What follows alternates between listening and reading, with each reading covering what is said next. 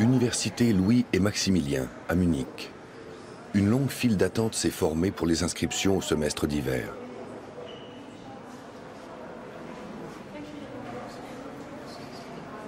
Depuis le lancement du processus de Bologne en 1999, qui vise à harmoniser l'enseignement supérieur européen, le nombre d'étudiants a augmenté d'1 tiers. À elle seule, l'Allemagne en compte aujourd'hui 2,5 millions. C'est trop pour ceux qui s'inquiètent de l'avenir du système allemand, fondé sur la coexistence entre formation universitaire et cursus professionnalisant. Autre évolution dans un pays où l'on n'avait jamais été à cheval sur la durée des études, plus que 3 ans pour décrocher son bachelor, qui équivaut à la licence française.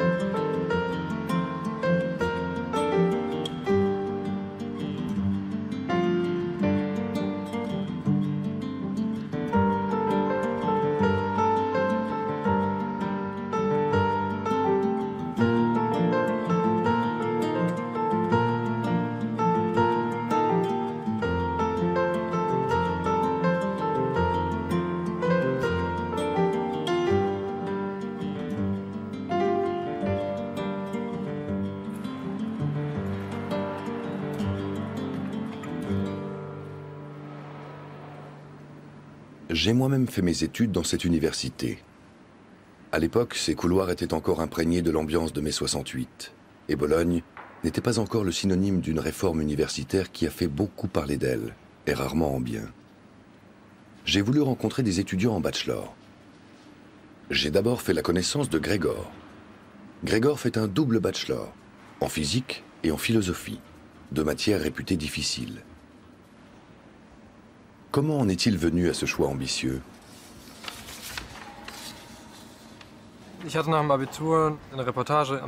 Après mon bac, j'ai fait un reportage sur la philosophie et la physique au Centre européen de recherche nucléaire de Genève. C'était le mois le plus intense de ma vie parce que j'ai beaucoup appris sur moi-même. La période juste après le bac est cruciale, en ce sens qu'elle précède directement les premières grandes décisions.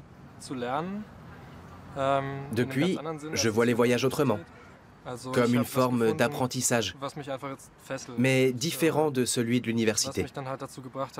J'ai découvert un sujet qui me passionnait, au point d'ignorer les bons conseils pour faire quelque chose dont j'avais vraiment envie.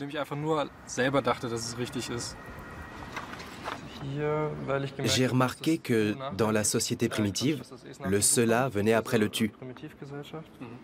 Alors qu'ici, c'est exactement l'inverse. Le tu marque l'évasion du monde commun du cela.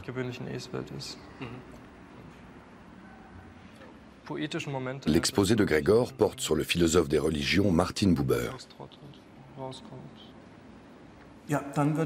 Bien, je vous propose de commencer.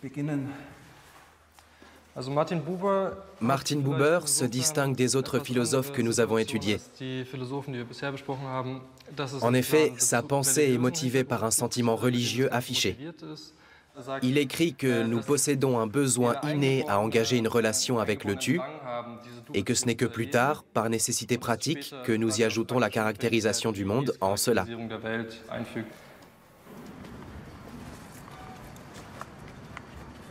Une licence de physique et une licence de philosophie en même temps. Ce n'est pas un peu beaucoup?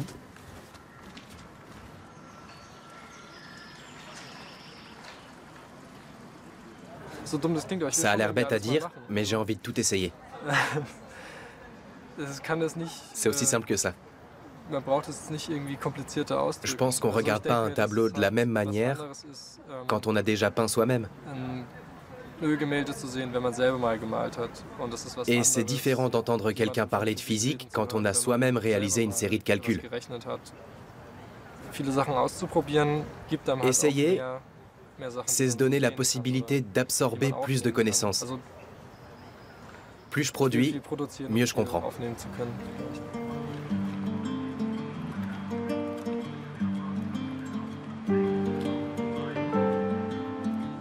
Le poète Heinrich Heine fut lui aussi un grand voyageur, curieux de tout.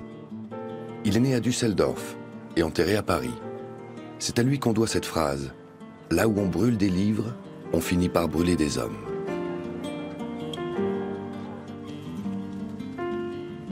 L'université de Düsseldorf a choisi de porter son nom. C'est là que je rencontre Anna. Après un semestre à la Sorbonne, Anna s'est inscrite en histoire de l'art et littérature allemande.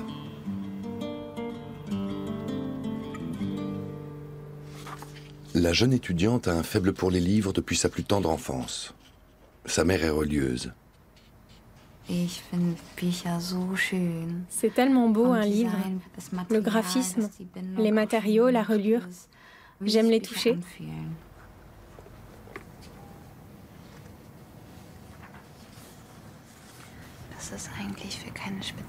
Ce que je lis là, ce n'est pas pour un cours en particulier, plutôt par intérêt personnel.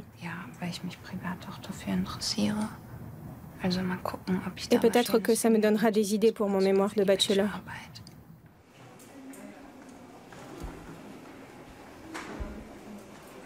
Anna voudrait faire son mémoire sur l'artiste mexicain Orozco. Le temps commence à presser. Elle vient d'entamer son 7e semestre, alors que le diplôme est censé se faire en 3 ans, c'est-à-dire 6 semestres.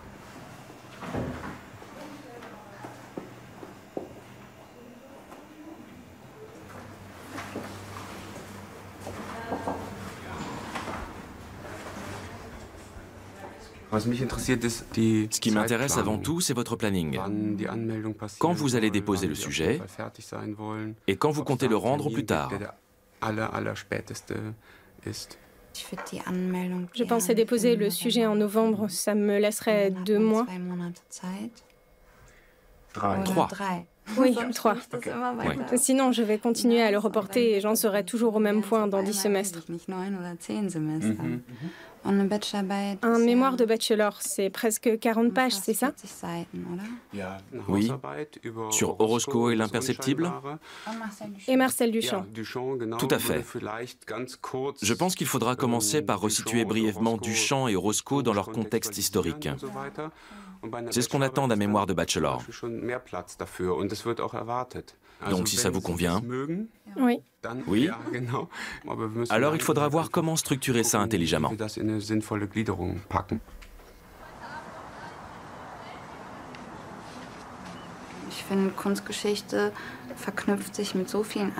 Pour moi, l'histoire de l'art est liée à plein de domaines différents. La mode, la littérature, l'économie, le management culturel, tout et n'importe quoi. C'est trop tôt pour que je me décide dès maintenant. J'ai envie de toucher un peu à tout pour savoir ce qui me plaît le plus.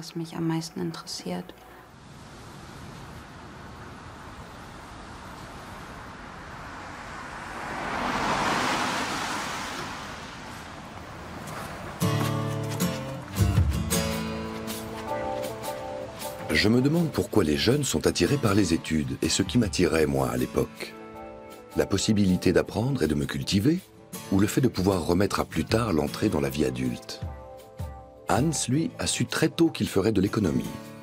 Un diplôme en 3 ans. Le nouveau système semble parfaitement adapté à ses besoins.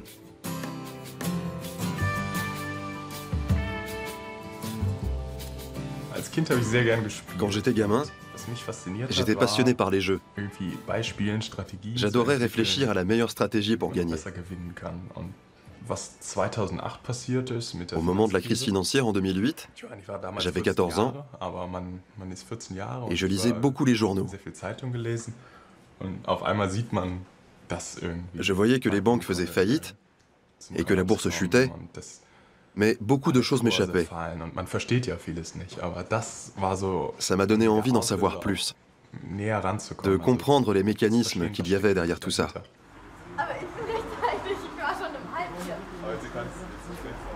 Ah, le voilà. Hans et Sebastian viennent donner un coup de main à Jana pour son déménagement.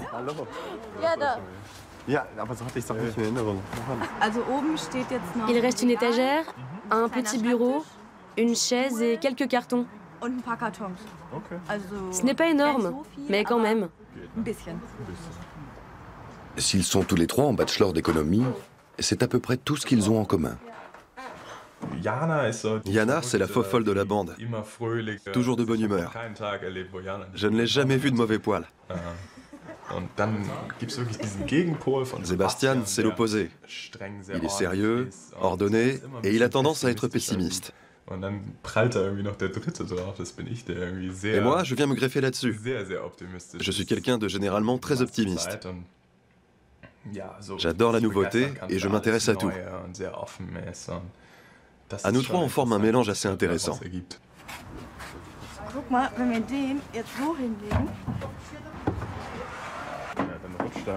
Tous les trois sont berlinois depuis peu.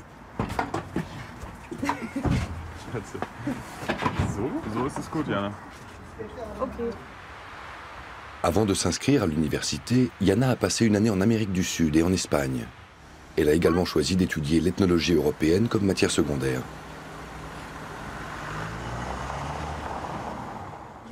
J'ai grandi à la campagne. Quand j'étais petite, je n'arrêtais pas de changer d'activité. J'ai fait de l'équitation, de la natation, de la gymnastique. À chaque fois, je me lassais au bout d'un an et je passais à autre chose.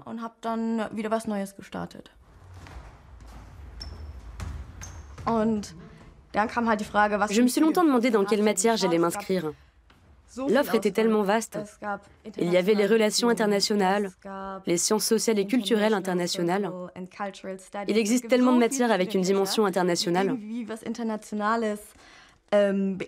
Entre les différents intitulés et les villes, j'étais complètement perdue.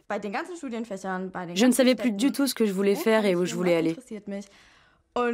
Et c'est en revenant de mon année à l'étranger que j'ai su que je voulais étudier quelque chose avec une dimension internationale et en rapport avec les langues, les sciences sociales et l'économie.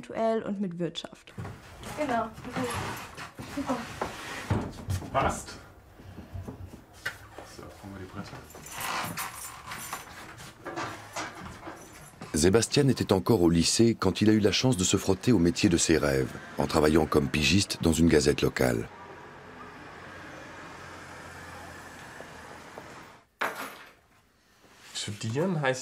Les études, c'est quoi?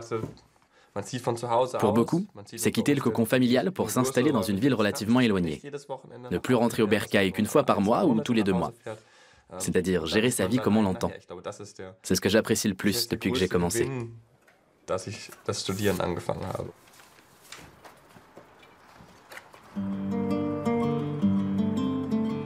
Un nom revient régulièrement dans le débat sur la réforme de l'université en Allemagne. Wilhelm von Humboldt, symbole d'un idéal d'éducation humaniste et de la naissance de l'université moderne.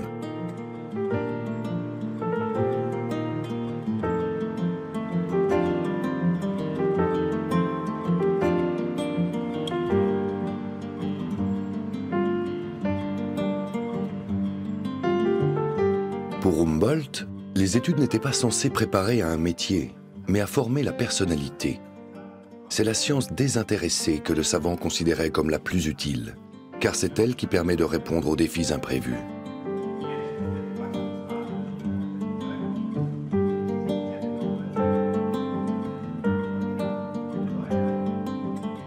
Ces idées ont beau avoir 2 siècles d'âge, je les trouve modernes.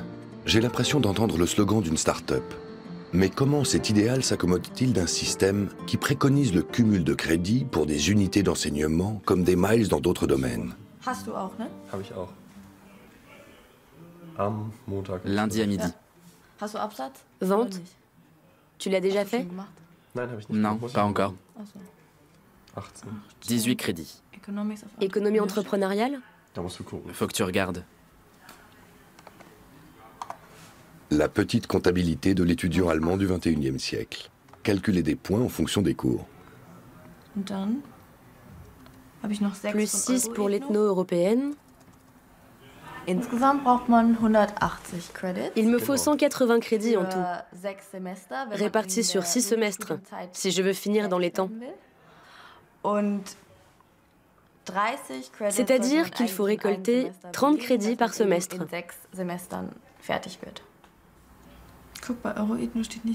Il n'indique pas le nombre de crédits pour l'ethno-européenne. Ah si, voilà, 4. Il faut éviter de surcharger son emploi du temps. Au début, on pense qu'on va réussir à tout faire.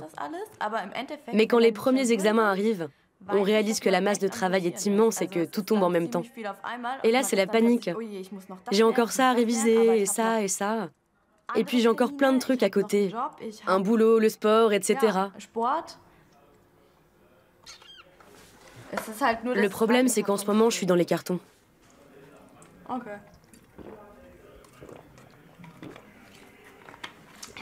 Génial, j'ai mon emploi du temps.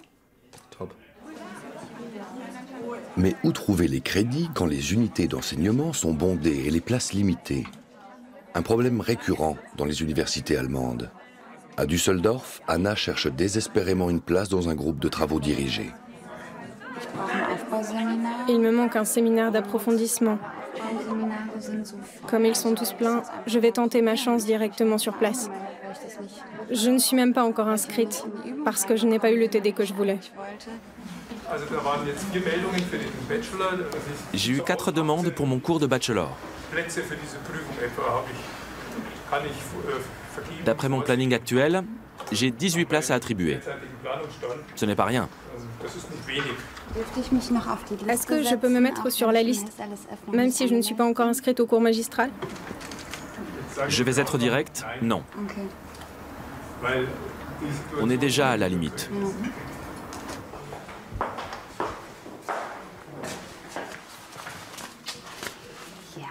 Tant pis, au moins j'aurai essayé. Mais pas question de baisser les bras. Anna retente sa chance ailleurs. Je la suis. Il existe différents moyens de valider un séminaire d'approfondissement. Croyez-moi, ce n'est pas facile pour moi. J'ai imaginé un système qui devrait, je l'espère, prendre en compte la plupart de vos besoins.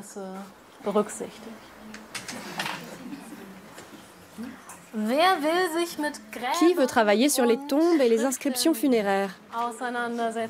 Madame Gissen, 1, 2, 3, 4, 5, 6, 7... La demande est telle que l'enseignante se voit contrainte de procéder à un tirage au sort. Heureusement que la plupart des étudiants le prennent avec humour.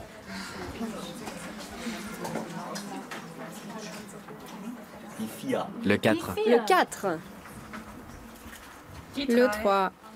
Le 8 et le 1.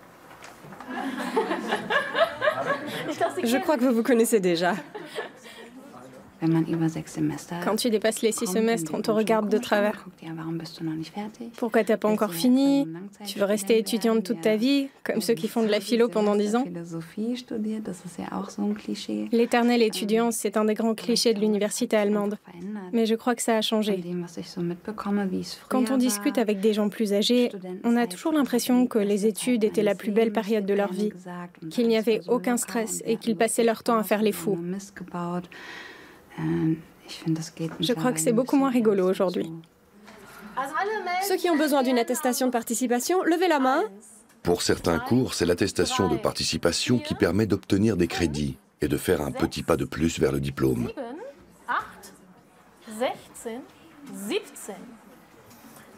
16 et 17. Je vais donc tirer au sort 4 numéros.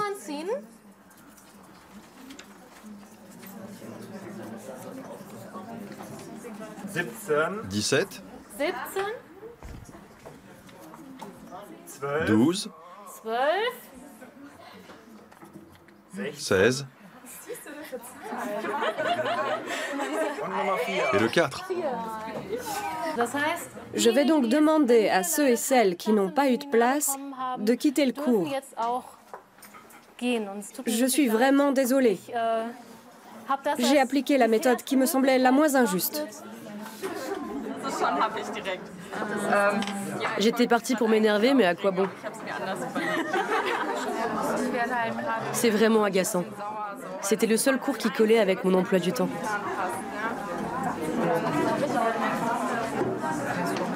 Je suis vraiment désolée. Je sais qu'il ne vous manque plus que l'attestation. Il faut qu'on trouve autre chose. Je l'ai déjà dit à 5 de vos camarades, je ne peux pas faire d'exception. Je sais. C'est juste que je n'ai vraiment pas de chance avec vous. Ah bon? Pourtant, je ne vous connais pas. Oui, mais ça fait la 3e fois que j'essaie d'avoir une place dans votre cours. Tant pis, c'est pas grave. Vraiment désolée. C'est comme ça. Mais tout espoir n'est pas perdu. Il reste peut-être une solution. Ma copine a décroché une place, mais comme elle a aussi réussi à intégrer le cours de Monsieur Fürst, je pourrais lui demander si je peux prendre sa place. Je vais aller voir sur Internet. Je la comprends, et je comprends les enseignants qui n'ont pas les moyens de suivre le rythme imposé par la réforme de Bologne. Étudiants ou professeurs, plus personne ne parvient à concilier les exigences de recherche et d'enseignement.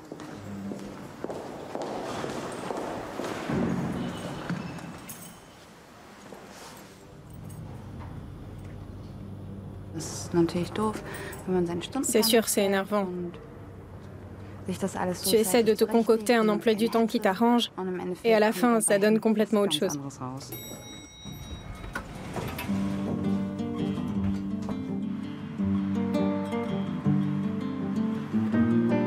Le cursus universitaire est semé d'embûches. Ça n'a pas changé depuis mon époque. Heureusement, certaines sont moins désagréables que d'autres.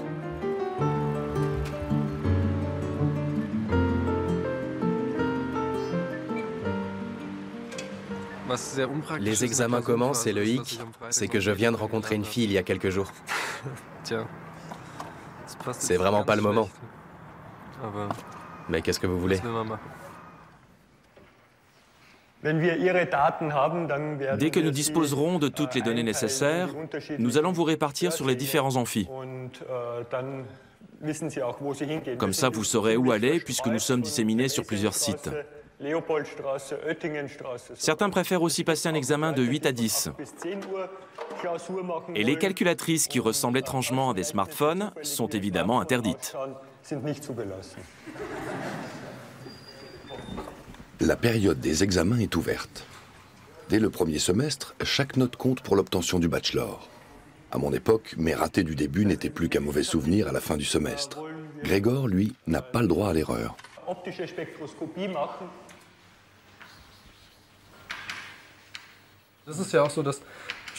Les études ressemblent de plus en plus à un métier. On conçoit des indicateurs de performance pour calculer le pourcentage de réussite dans chaque université, la durée moyenne des études, l'âge moyen des étudiants, quand est-ce qu'ils entrent dans la vie active et pour quel salaire, etc. Tout est normalisé et encadré. Le problème avec la philosophie, c'est qu'on n'en a jamais fini. Toutes les pensées sont liées d'une manière ou d'une autre. Et le savoir qu'on acquiert reste toujours lacunaire. Et étudier la physique, c'est aussi le travail de toute une vie. C'est un domaine impossible à délimiter. Voilà le danger.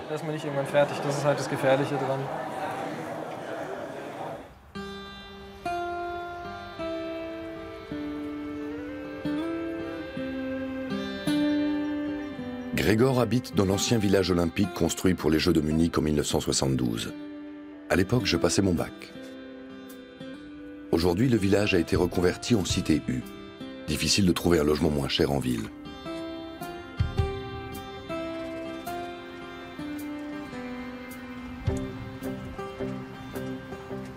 Gregor bénéficie d'une bourse d'un organisme très réputé. Il a besoin d'avoir de bonnes notes pour la renouveler et il doit faire preuve d'efficacité. Mais Gregor ne fonctionne pas du tout comme ça.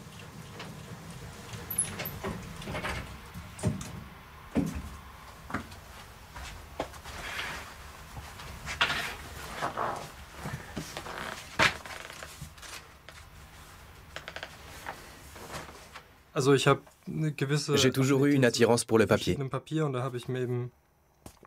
Pour la couverture, j'en ai pris un spécial. À l'intérieur, c'est du papier pour machine à écrire, tout à fait classique. C'est beau comme matériau. Au début, je m'embêtais même à coudre les cahiers, à coller un signet en fil rouge et à faire des index.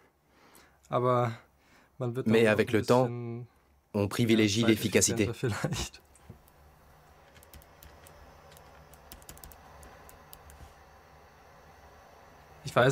Est-ce que je serai en mesure de dire un jour « ça y est, j'ai tout compris » ? Je ne crois pas.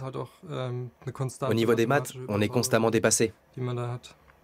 L'idéal serait de commencer par des études de maths avant de se lancer dans la physique. Même si c'est toujours énervant de constater que la nature n'est jamais aussi mathématique qu'on le souhaiterait.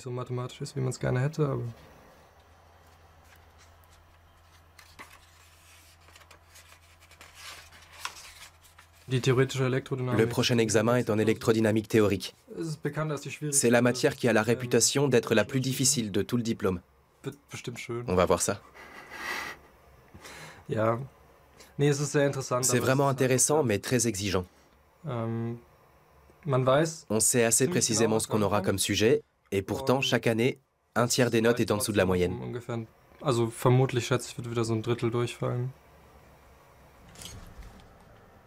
Gregor prend quand même le temps de tourner le jour même une vidéo de candidature pour son ami Nico. Ok, pour moi c'est bon.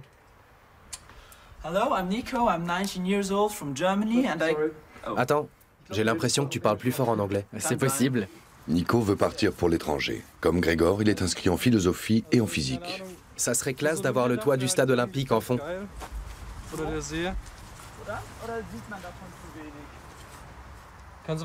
Essaie de parler assez fort. Okay, so hello, I'm Nico, I'm 19 years old and I currently study physics and philosophy in Munich. I want to take part in the panel of education for employment because that is the way that we can develop a truly European education system and one that will help us fight unemployment. Je crois que ça passe pas au niveau du son. On va plutôt le faire à l'intérieur.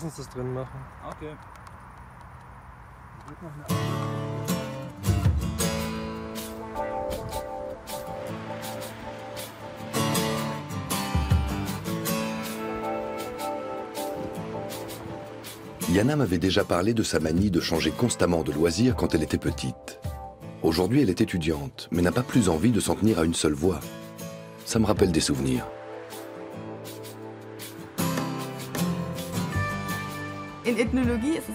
En ethnologie, on interroge tout, tout le temps. On apprend à observer les choses sous des angles différents. Alors qu'en économie, on apprend des modèles. Et le problème des modèles, c'est qu'ils ne correspondent pas toujours à la réalité. Du coup, l'association des deux me convient assez bien.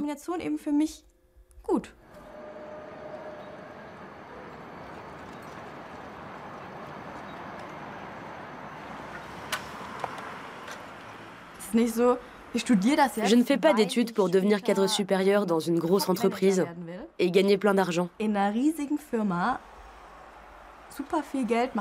Avant tout, j'ai envie de comprendre le monde.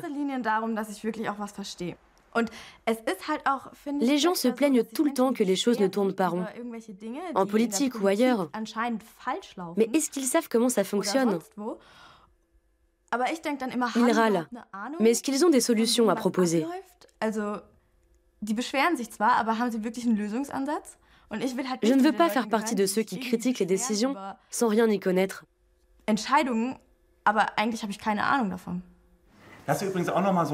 Et maintenant, pour tous ceux qui pensent que la comptabilité reflète tous les aspects de l'activité économique, évidemment, ce n'est pas le cas. La comptabilité ne reflète pas tout. Par exemple, vous n'y trouverez pas les lignes de crédit. Tout cela n'apparaît pas dans ce joli bilan. Point suivant, il s'agissait de la coquette somme de 55,5 milliards d'euros. Vous vous en souvenez peut-être? Il s'agissait d'une erreur dans la comptabilité d'une banque poubelle de la Hypo Real Estate. La conséquence de cette erreur était que le contribuable allemand, c'est-à-dire nous tous, s'est retrouvé avec une dette supplémentaire de 55,5 milliards d'euros.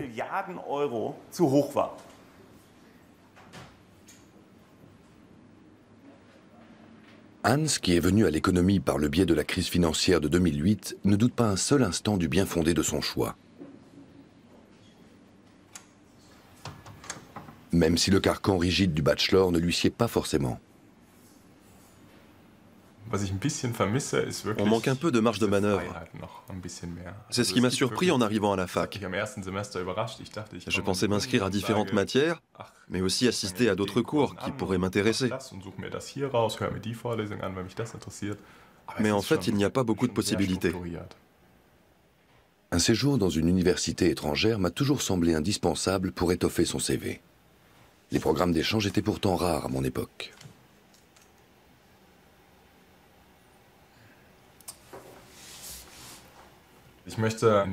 Ça fait longtemps que je sais que je veux aller aux États-Unis. Je postule pour différentes universités et les candidatures doivent partir vendredi. Maintenant, je relis une dernière fois ma lettre de motivation. Je vérifie qu'il n'y a pas de faute et que j'ai fait la meilleure présentation possible. C'est pour ça que je suis ici depuis 8 heures du matin. Je ne dirais pas que j'essaie de terminer ça à la dernière minute, parce que ça fait longtemps que je suis dessus, mais il reste toujours de petites choses à améliorer, ici ou là.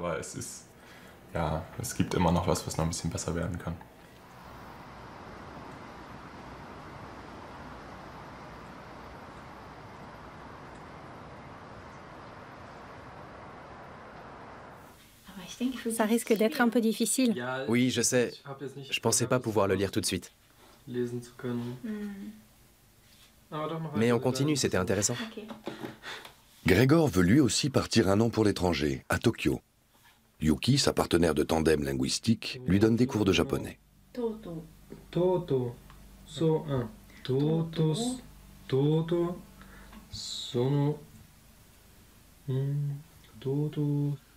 Je ne sais pas si ça m'apporte vraiment beaucoup au niveau de la langue. Mais l'idée est plutôt de se rencontrer entre amis et de se familiariser avec la culture japonaise.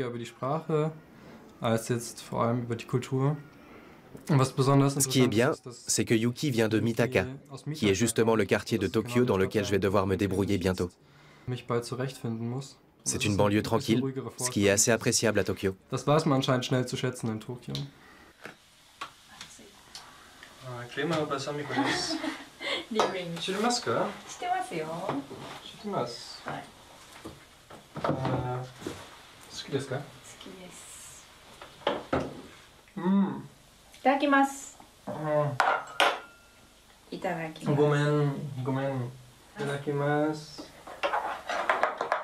Pour moi, Grégor ne rentre dans aucune case. Il ne correspond en rien à l'image que j'ai de l'étudiant surmené par un double bachelor. Quand je me compare aux autres étudiants, je me dis que j'ai réussi à me créer un joli petit îlot de liberté. Les deux matières que j'ai choisies ont une sorte d'autonomie de fonctionnement assez souple. Ça a l'air beaucoup moins scolaire que dans d'autres disciplines. Si on envisage les études uniquement comme une corvée à accomplir ou comme un stage de survie, ça ne sert à rien.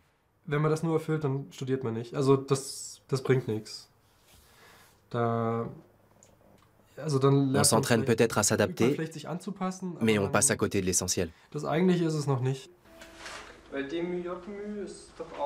Étudier pour le plaisir d'étudier, c'est aussi ce que j'aurais aimé faire. Mais plaisir ou pas, quand le moment est venu de se préparer aux examens, c'est le devoir qui prime. C'est quoi comme élément de longueur? On est déjà chez Minkowski? Non. Il s'agit plus généralement du rapport entre vitesse, distance et temps. Notre vitesse est la vitesse de la lumière. Ok, alors dans ce cas... Question bête, on fait quoi pour la baignade? Ça vaut peut-être pas la peine de s'attaquer à ça si on veut encore y aller.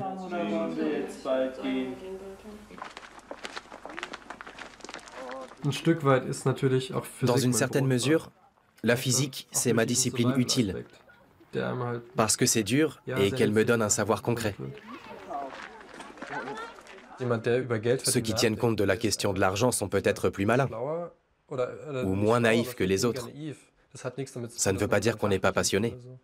C'est simplement que le but n'est pas de foncer tête baissée dans le mur.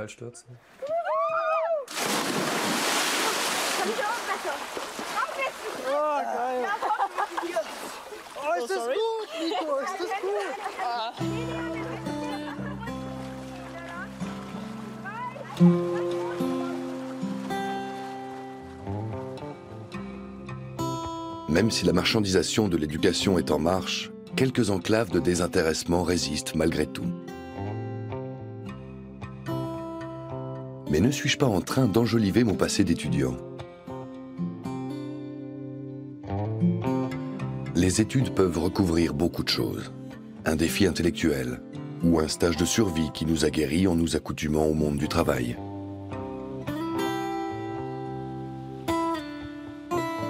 Et puis parfois, les études, c'est tout simplement un beau moment de bonheur simple.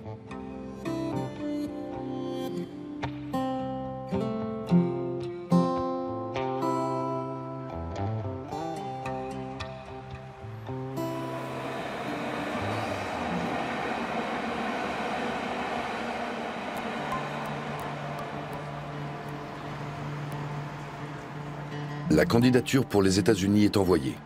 Pour Hans, les choses sérieuses commencent maintenant. Je ne suis pas certain d'avoir passé autant d'examens de toute la durée de mes études que lui en un seul semestre.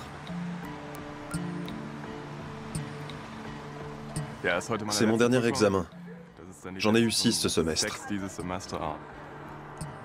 Il y a toujours un peu de stress.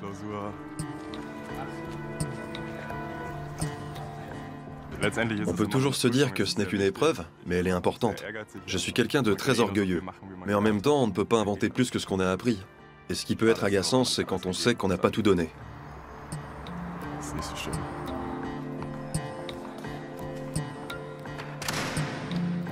Hans utilise une méthode de mémorisation héritée de l'Antiquité. Cicéron en parlait déjà.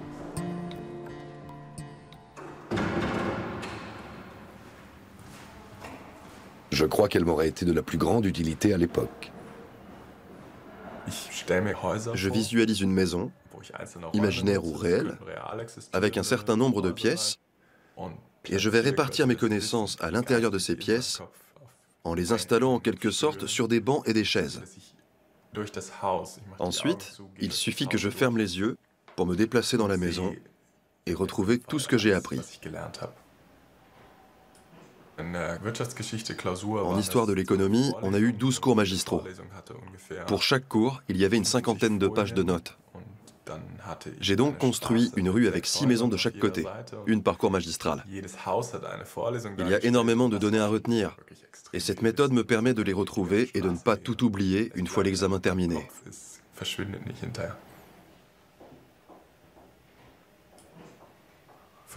J'ai pas mal d'imagination. Ça fonctionne vraiment bien comme technique.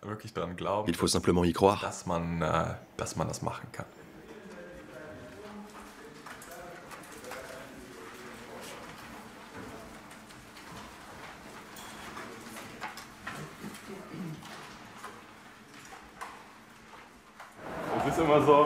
Avant, on est toujours un peu fébrile parce qu'on ne sait pas à quoi s'attendre.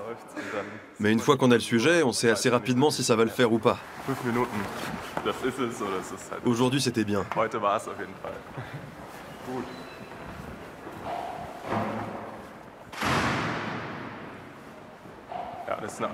On se sent soulagé quand c'est fini. Je vais enfin pouvoir souffler un peu après des mois de travail.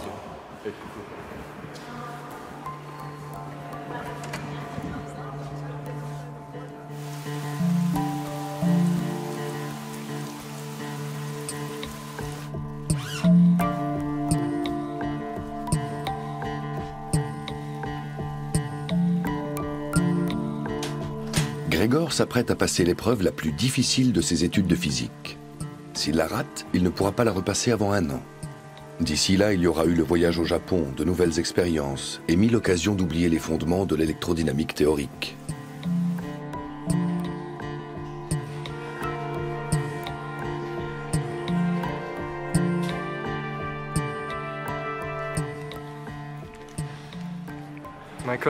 Il reste toujours quelque chose à réviser, bien sûr. J'aimerais y aller là. Bonne chance. Oui, à plus. Jamais je n'avais vu Grégor aussi tendu. Il m'a toujours donné l'impression de gérer les exigences de son double cursus avec une facilité déconcertante. À partir de maintenant, il a 2 heures pour être aussi efficace que possible et coucher ses connaissances sur le papier.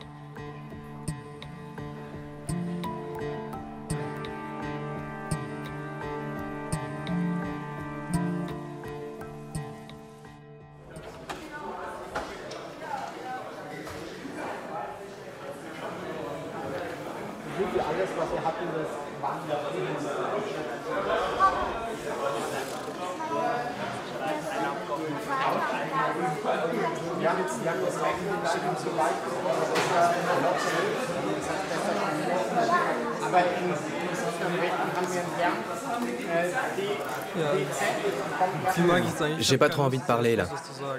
Je comprends. Je sais pas trop. C'était difficile?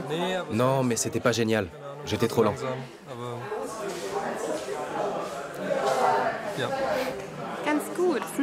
Tout le monde a l'air satisfait, c'est un peu suspect.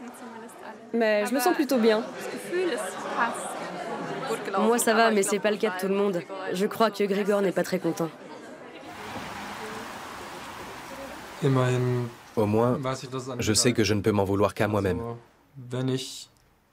Si j'enchaîne un jour sur un master en physique, je ne ferai plus de philo en même temps.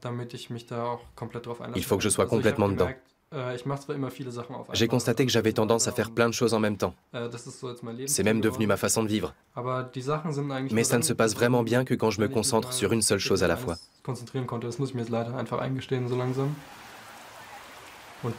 Il va falloir que je l'admette et que j'arrête de fureter à droite et à gauche.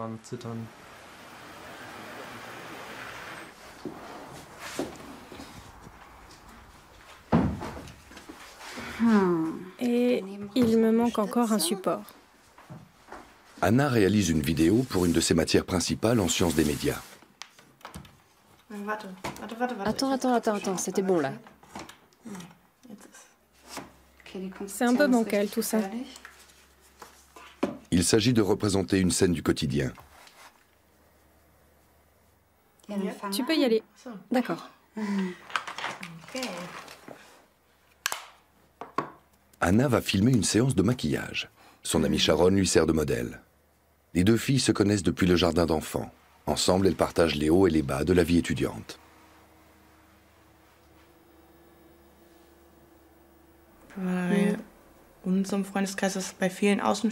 Les gens qui voient ça de l'extérieur ont tendance à te dire « De quoi tu te plains? T'es étudiante, t'as plein de temps libre. » Mais ils ne se rendent pas compte de la masse de travail que ça demande.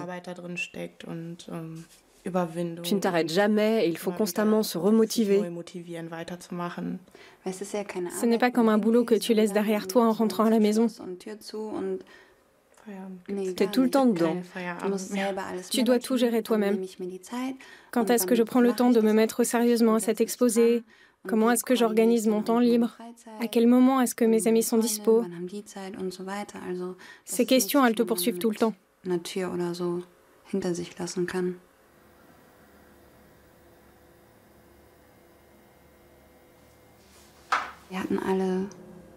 Ce qui était bien, c'est qu'on était toute une bande d'amis à avoir étudié la même chose pendant ce semestre, même si on n'était pas dans la même fac.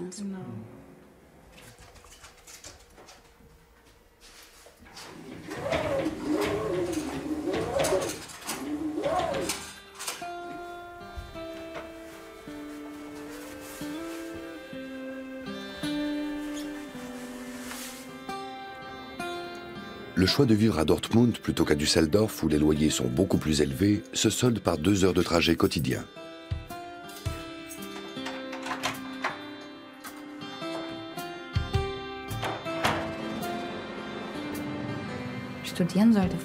Les études, il faut que ça vienne d'une envie. C'est un état d'esprit.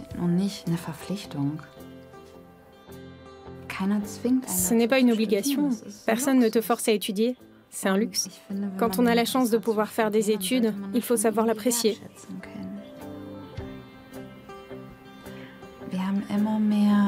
De plus en plus de bacheliers choisissent l'université. Mais tout le monde n'est pas fait pour les études. Mon copain, par exemple, ça ne le branchait pas du tout, le côté « on vous prend par la main » comme à l'école. Et c'est vrai que l'organisation des cursus est très rigide. Il y a de moins en moins de liberté. C'est lié au système, c'est évident. Mais les étudiants y participent. Si tout le monde s'y opposait, la situation ne serait pas la même.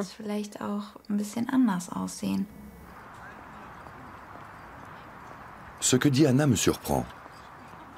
En tendant l'oreille, on y entend des accents de contestation étudiante et une critique timide du système, presque comme à mon époque. Mais ces étudiants qui n'hésitaient pas à monter sur des barricades sont maintenant grands-parents.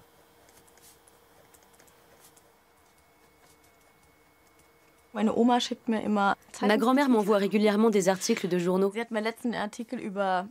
Dernièrement, c'était un article qui critiquait la façon dont on enseigne l'économie à l'université.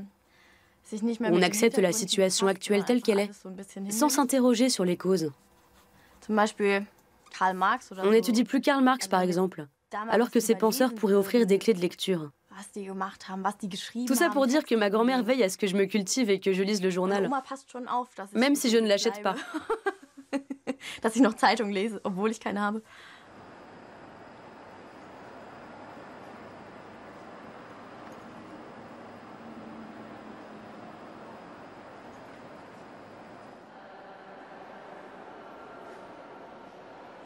Je n'ai pas l'impression que le milieu dans lequel j'évolue soit particulièrement politisé et qu'on soit encore en mesure de jouer ce rôle politique qu'on avait à une époque. Pas pour le moment, en tout cas. Dernièrement, j'étais au mémorial de Hans et Sophie Scholl et je me disais qu'il nous manquait quelque chose. Normalement, on est à un âge où on développe justement une conscience politique. Mais c'est très flou. On ne voit pas quelle forme ça pourrait prendre.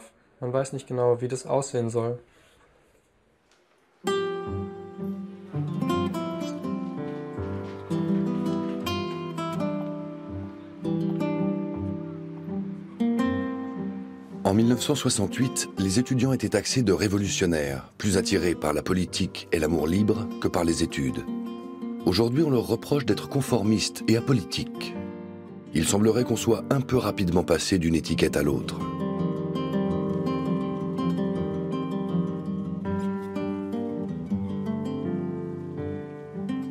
Certes, les critiques des étudiants sont discrètes, mais ce serait une erreur de ne pas leur prêter une oreille attentive. Le processus de Bologne ne concerne pas seulement les étudiants. Il nous interroge aussi sur la place et le rôle que nous voulons donner à l'université dans notre société. Pour ma part, je l'aimerais différente, laissant plus de place au temps d'études désintéressées que ce n'est le cas actuellement.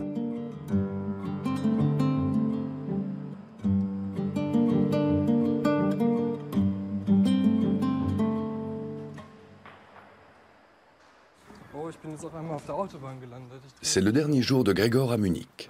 Son père est venu l'aider à vider l'appartement. Demain, direction Tokyo. Dans le sac vert, il y a les livres que vous m'enverrez plus tard.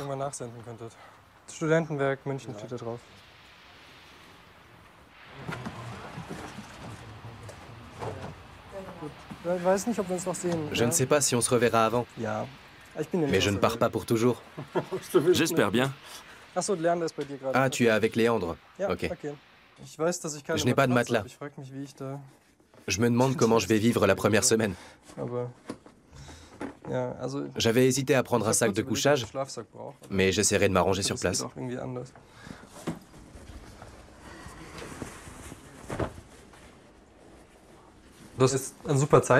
C'est le meilleur moment pour partir. Plus tard, quand je travaillerai, je n'aurai plus le temps de m'imprégner d'un pays. Je suis en première année. Je peux me permettre de faire autre chose. En master, ce ne sera plus pareil. Il faudra que je m'immerge dans un sujet.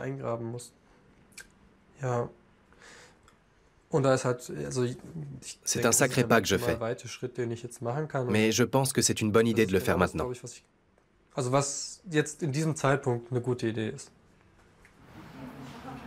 Partir au loin pour y tenter sa chance, c'est aussi ce que veut Hans, à sa manière. On se dit, demain je serai là, et on se retrouve complètement ailleurs. C'est excitant de se dire qu'on peut à peu près calculer la direction, mais qu'il existe des raccourcis et des voies de dépassement.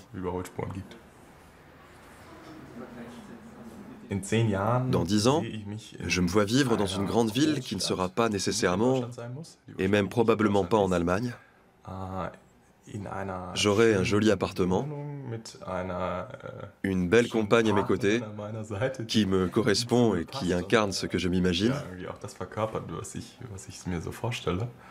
Et mon travail, je l'imagine excitant, exigeant et plein d'imprévus. Parce que ma principale angoisse dans la vie, c'est la routine qui s'installe. Et Anna, elle n'a pas envie de se fixer dès maintenant. Elle sait que la vie et ses contraintes la rattraperont bien assez tôt.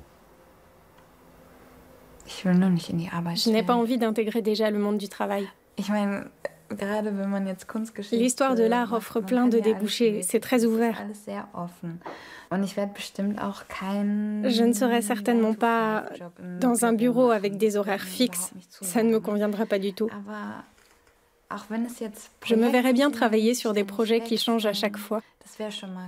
Mais même dans ce cas, ça voudra dire que je serai entrée dans la vie professionnelle. Et une fois qu'on y est, c'est fini. On est adulte.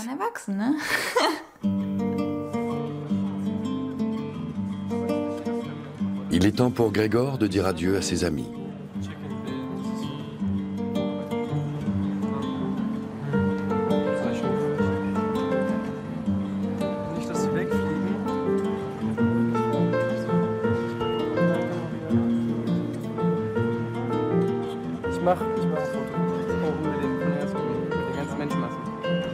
Humboldt exigeait de tisser le plus de liens possible avec le monde. Gregor a déjà commencé. Je suis curieux de voir le résultat.